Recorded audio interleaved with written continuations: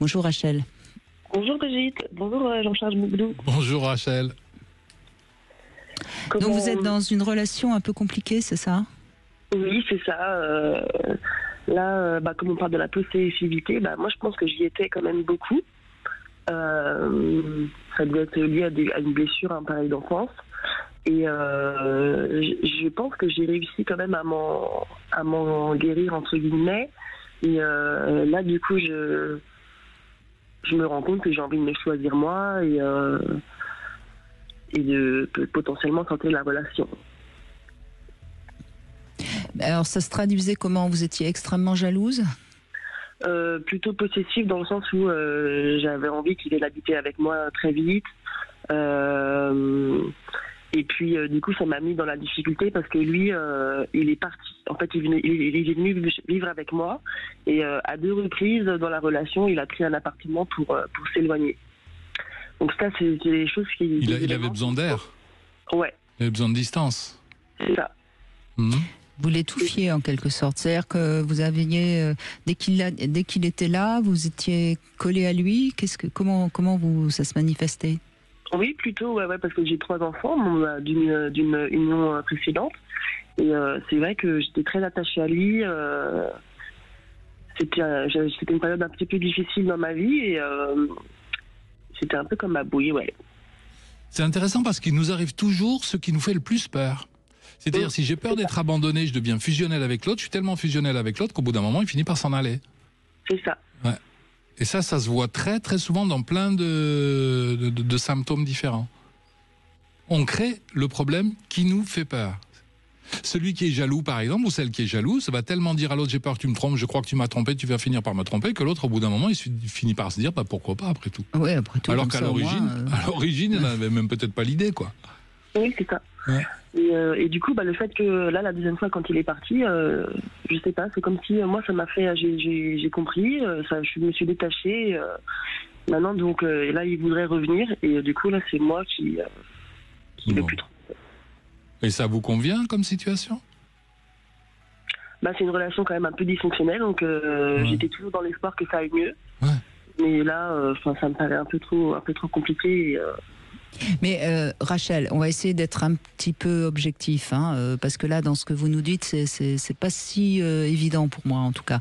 Est-ce qu'au début, c'est une relation qui fonctionnait bien? Est-ce que c'est un homme avec qui vous avez été heureuse?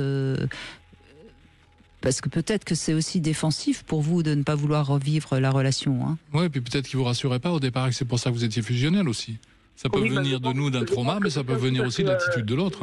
Il a beaucoup de mal à communiquer. Il avait la particularité d'être homme et femme. Et du coup, moi j'étais assez dans le respect. C'est-à-dire, il se travestit quand vous dites il était. Ça aussi, oui. D'accord. Donc on a peut-être quand même affaire à quelqu'un qui est peut-être un peu possédé, justement. Il est possédé par son côté féminin, ouais. Oui, et en même temps, il le vit, hein. En même temps, il le vit. Oui. Donc, est-ce que c'est un problème? Elle est là, la question. Le problème, c'est qu'il le vivait, mais tout seul, pas avec moi. Et moi, ça, j'avais beaucoup de mal. Mais peut-être qu'en tant que femme, il allait rejoindre des hommes? Oui, c'est ça, oui. Ouais, d'accord. Oui, et ça, c'était insupportable pour vous? Pour moi, oui, insupportable. Non, mais donc, vous voyez, quand on décode un petit peu tout ce que vous nous racontez, on voit bien qu'au départ, c'est quand même une relation qui créait chez vous un sentiment de distance et donc un sentiment de ne pas être vraiment en couple. Il y a une part de lui qui vous échappait. Réellement, c'était pas dans votre tête, ça. Ah non, c'est pas dans ma tête. Et après, du coup, je suis assez dans le développement personnel et tout. Je me dis que si j'ai attiré une relation comme ça à moi, c'est pour travailler des choses. Bien sûr. Ça, c'est sûr. Et du coup, c'est ce que j'ai fait. Et là, c'est vrai que du coup, j'ai beaucoup avancé. Très bien. Mais vous aviez besoin peut-être d'exprimer votre côté masculin? Oui, certainement. Oui, il peut y avoir une inversion des choses. Hein.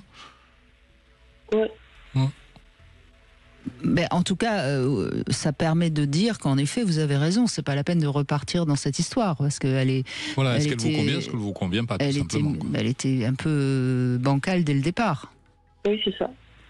Donc c'est pas la peine de relancer cette histoire, au moins. Mais on sent qu'il y a des choses encore que vous n'avez pas tout à fait assimilées. Bah oui, parce que là, du coup, lui, il me dit que c'est du passé, c'est de l'histoire ancienne, c'est qu'il veut plus recommencer tout ça. Mais moi, c'est vrai que ça me fait...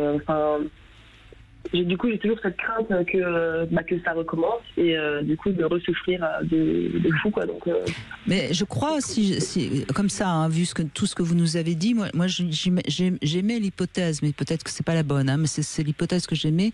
Peut-être que ça vous a renvoyé à votre difficulté à vous sentir bien dans votre peau de femme ou quelque chose de cet ordre-là, comme si vous étiez face à quelqu'un qui vous renvoie au fait que je suis pas suffisamment aimable ou quelque chose, ou pas suffisante, voyez. Il va chercher à l'extérieur du couple quelque chose que Rachel ne peut pas lui donner parce qu'elle l'a pas. Ça vous parle, ça, ou pas? Oui, complètement. Oui, parce que j'ai pas mal de blocages dans ma vie. Enfin, ça s'est beaucoup amélioré, mais j'ai quand même encore du mal à exprimer. Alors, moi, je reviens sur l'inconscient dont parle Jean-Charles Bouchou, qui nous met toujours face à une situation où on peut avancer. Peut-être qu'il faut travailler sur comment vos parents vous ont accueilli en tant que fille. Oui. Ça vous parle, ça? Moi, oui, mais ma maman, je sais qu'elle avait très très très envie d'avoir une fille. Oui. Une petite fille, un petit bébé. D'accord. Voilà. Et votre père? Mon papa, je sais pas trop, puis je suis pas très proche de lui. Donc non, parce que mes parents, ils ont eu 2 garçons et après ils ont eu une fille et moi je suis la 4e. D'accord. Donc vous étiez deux garçons, 2 filles. Voilà. D'accord. Et comment, je veux dire, travailler. Enfin, moi, je pense qu'il y a peut-être quelque chose à comprendre dans votre fratrie. Vos parents se sont séparés ou ils sont restés ensemble? Ils se sont séparés, mais j'étais adulte, ça fait 13 ans maintenant. Mais si votre père n'était pas très présent à la maison? Non. Est-ce que vous avez le sentiment d'avoir pris sa place? Moi, j'étais la petite fille. Ma maman, elle a toujours été dans mon enfance en souffrance. Elle faisait avec, quoi. À mon avis, elle disait pas kiffer sa vie, puis bon, voilà. Et moi, je sais, dans mes souvenirs d'enfance, j'ai des souvenirs quand même très très tôt, d'avoir été là, de suivre le mouvement et d'être toujours le plus adorable possible et de pas faire de bruit, d'être sage pour soulager ma mère, ouais. Ben oui. Donc finalement, vous étiez le compagnon de maman. Ouais. En tout cas, vous êtes pas, vous savez pas encore très bien quelle est votre place. Est-ce que ça vous parle, ça? Oui, certainement, oui. Donc c'est ça qu'il faut travailler.